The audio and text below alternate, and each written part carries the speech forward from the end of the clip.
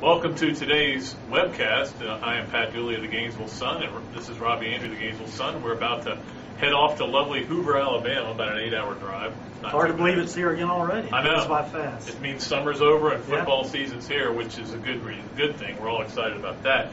Of course, there'll be a lot of things going on out there. We're looking forward to it. A lot of coaches, obviously, and players. 12 coaches, 24 players, assuming they all make and it. About 9,000 hacks. 9,000, and some really bad hacks, too, I got to tell you.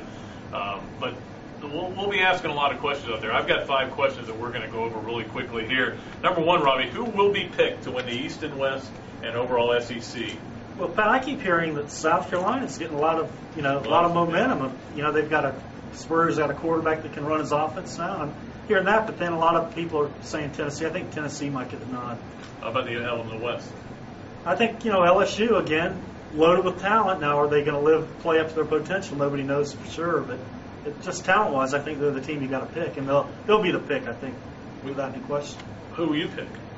I'm thinking about going with the old ball coach in the East. Don't call him old. No, the young coach. But I also kind of have a feeling Alabama's going to do something in the West. Well, I think it's going to be the picks are going to be Florida and LSU, which I wouldn't pick Florida right now. But the trouble is, who else do you pick in the East? It's not. Yeah, it's not. It's awesome. Yeah, it's really. I think any of those 4 teams can be picked, which is one reason the East is going to be so tough this year.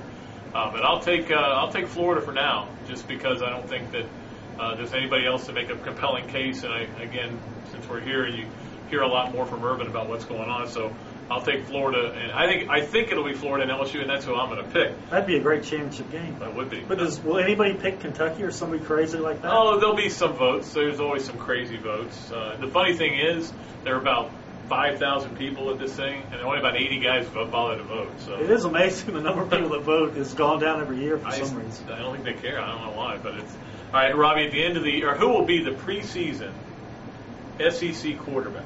I think, we just mentioned Kentucky. I think Andreu Woodson, just the sheer numbers he put up, and he's got a lot of talented guys to throw the ball to, and that offense is built around what he does. I agree, though. I think Woodson will get the nod. Eric Ainge could get some votes, but I will tell you, don't be surprised if at the end of the year it's Tim Tebow, because he's going to do a lot of things with all the weapons he has. Yeah, and, he's got the expectations around him and the buzz around him is incredible already, even though he hasn't even started a game. And I agree, you're right. If he has a big year, he'll be the guy. It's going to be interesting to see the All-SEC teams. Not that they mean anything, but one thing that we will see are coaches talking in a little differently than they have been all summer.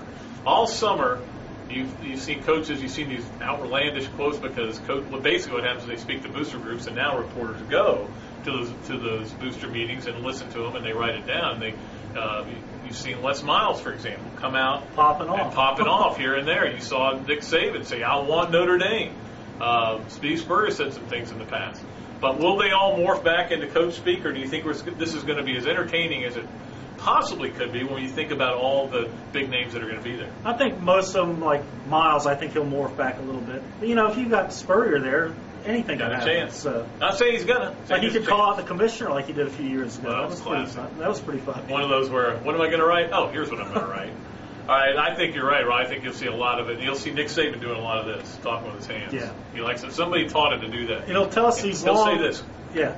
He'll tell us these long anecdotal stories that ramble on and on to get a point across. And at the end there, I'm not that excited about him coming back to the league. He's short, too. The 4th question, Robbie, how many times during his 25 minutes spiel there will Urban Meyer mention team speed? He's gonna say it and say it and say it. He's trying to pound this home to recruits out there that they want the fastest team in America.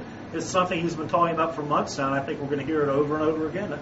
Isn't it funny, though? Last year it was they're not tough enough. Now they need to get faster. Yeah, they got tough, and now he wants them fast. But are they going to lose their toughness by being fast?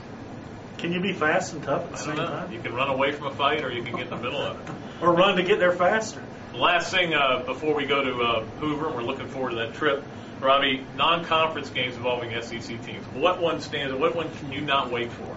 I think that early one, Tennessee going all the way up to California. That's just kind of an unusual trip for an SEC team to play out there so early in the year. Yeah, it is. And Cal's a team that's got some talent, and if Tennessee really put one on them last year, we'll see revenge factor is going to be there. Well, and I'm a big believer that traveling across country takes a lot out of you, no matter how long early you come out. So I think it's going to be a factor for Tennessee. I won't be surprised to see Cal get them back.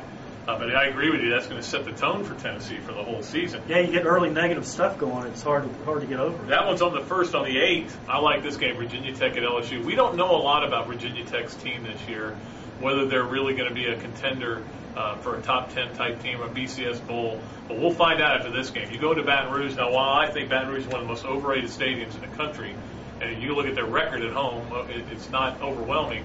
It certainly is going to be a test to see whether this is an LSU team that is ready to take that step. As you mentioned, plenty of talent. Are they ready to become a true contender this year? They'll be tested. There are not going to be many points scored in that game, I would venture to guess. We got to talk to Jeremy about not scheduling games during the games we want to watch. I mean, just like that Georgia-Oklahoma State game, I don't want to watch that game. Well, maybe next year he'll sit down and work out the schedule with us. Jeremy, are you watching this? You need to do that. It's a plan.